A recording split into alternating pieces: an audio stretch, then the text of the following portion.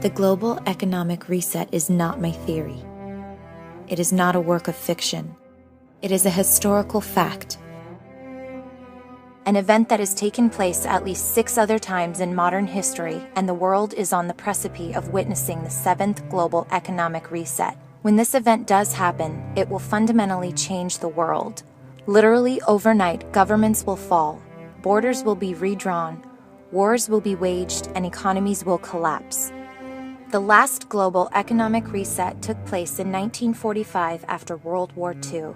At that time, England, who issued the world reserve currency, had an economy and country which laid in total ruin.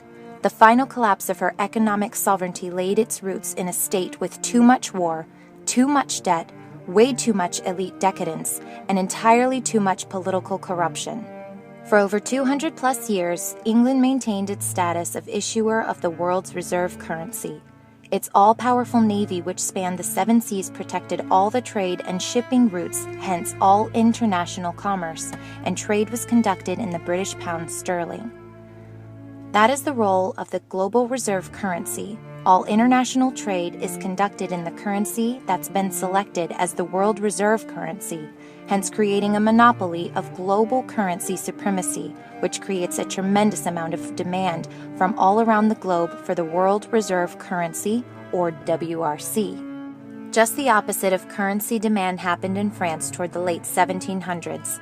After a massive bout with hyperinflation, which led directly to the horror show known as the French Revolution, the rest of Europe saw France ill-suited to continue as the issuer of the WRC, and literally overnight no one wanted the French banknotes. What happened next is for the history books. All that hyperinflated currency came flooding back to France. This is what happens when demands for the world reserve currency collapse overnight. By the 19th century, the same financial quagmire that had plagued France centuries before had started to be seen in England. Other countries started to get weary of using the British pound sterling as the WRC. So after the Second World War, the largest creditor nation of the time, the United States, with its vast untapped natural resources, booming population, and military, it became the obvious candidate. A new country the banking cartels could begin to build, then tear it all down, profiting huge along the way. As noted, when England lost the WRC, America was the largest creditor nation in the world. Today, America is the largest debtor nation in the world, and much of the debt and leverage exercised against America with weapons like precision by the Chinese, who seek to control the U.S. by way of its holding of government debt. And by the way, this government debt, often labeled America's debt to say that individuals owe these massive debts, is completely wrong. Instead, I would call it debt from a band of political criminals who have sold out humanity in their respective countries in pursuit of personal gain. But for America, it's not just the money owed to China. It's not about the 17 trillion national debt. It's not about the unfunded liabilities of 250 trillion, as recently noted by a Harvard economist and historian.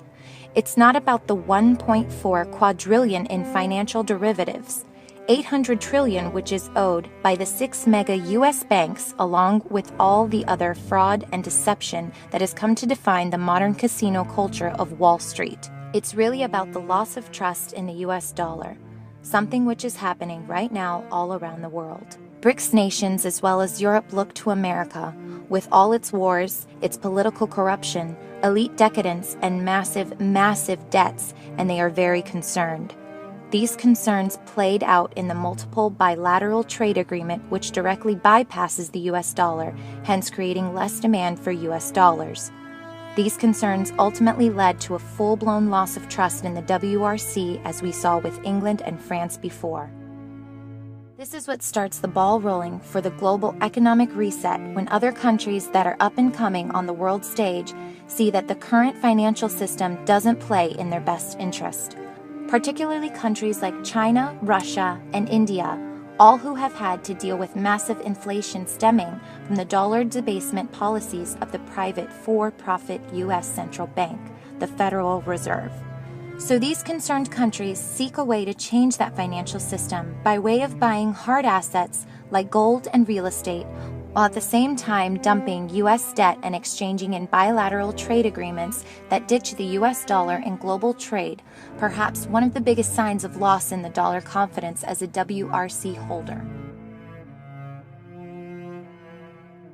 And that's exactly what we've seen happen the last several years. From the IMF coming out and saying we need to super global currency to the former finance minister of the World Bank, a Chinese national claiming we need to de-Americanize the world, or perhaps it's from people like George Soros himself, who has called China the new engine of global growth. The facts are indisputable.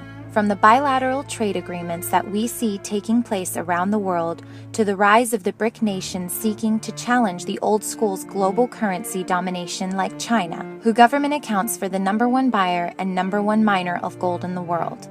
The global economic reset, ladies and gentlemen, is coming. It doesn't matter whether you believe it or not. What matters is what's going to happen, and the global economic reset will happen because it's happened so many times before in history under the exact same conditions we face today. A country that is riddled with too much war, too much debt, too much elite decadence, and entirely too much political corruption.